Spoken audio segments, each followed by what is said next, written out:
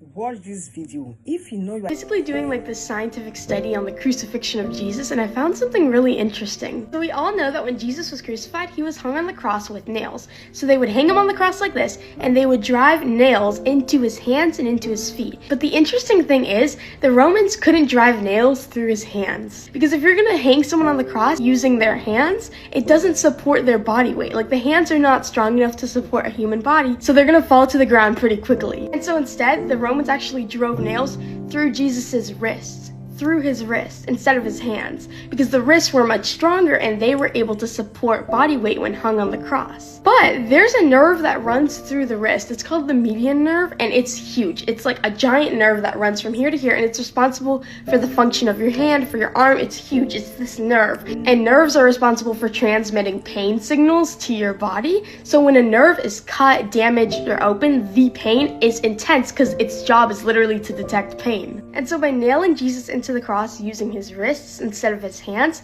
they were causing intense, excruciating, sharp nerve pain. Nerves are literally so sensitive, and when you take a nail into them, oh my goodness. And these nails, they were not just tiny little like nails you use for like hammering something into a wall. They were railroad nails. The types of nails you use to nail a railroad track into the ground. These nails were up to 5-7 inches long, and they were thick like this and driven into the median nerve. Remember that the Romans didn't want to kill Jesus on the cross. They wanted to torture him and make him suffer on the cross.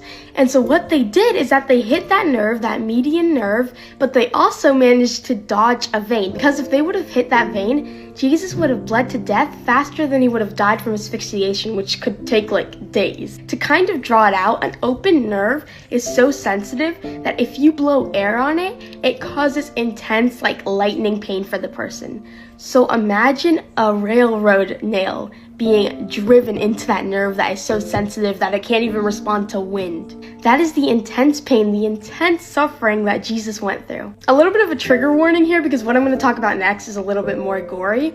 So basically, before Jesus was crucified and had to carry the cross, he was scourged, which was a form of Roman punishment. So Jesus was forced to get naked before the Romans, get on his knees, and reveal his entire back to them. And so what they would do is they would grab this tool called a flagrum, which was made for torture. It was like this leather whip, but with like 12 individual whips, and it had little like metal pokey pokes and like teeth on it, just really sharp things on the end of it. And when they would whip it, it would lash into the person's skin, hook into their skin, and take a chunk of skin out, take a chunk of flesh out. And they would do this upwards of 40 times, again and again, and the Romans were really good at this. They had like a whole strategy to it. They went down and then they went the other way. It was intensely just strategic. They knew how to cause suffering. And so by the end of it, Jesus had what were ribbons on his back, ribbons of flesh. That's why it is said, by his stripes we are healed. By the ribbons of flesh on his back, we are cleaned of our sin. Never forget what Jesus did for you. Never forget how strong this man was. Never forget that 100-pound cross he bore on his back after the scourging.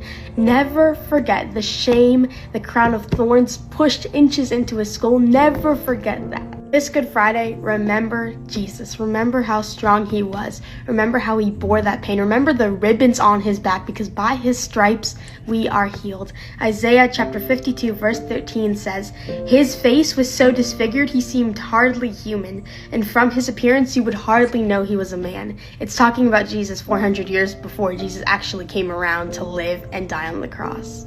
That's not only a prediction, but it's a reminder that Jesus died for you and me, and we've got to thank him forever, and especially this coming week.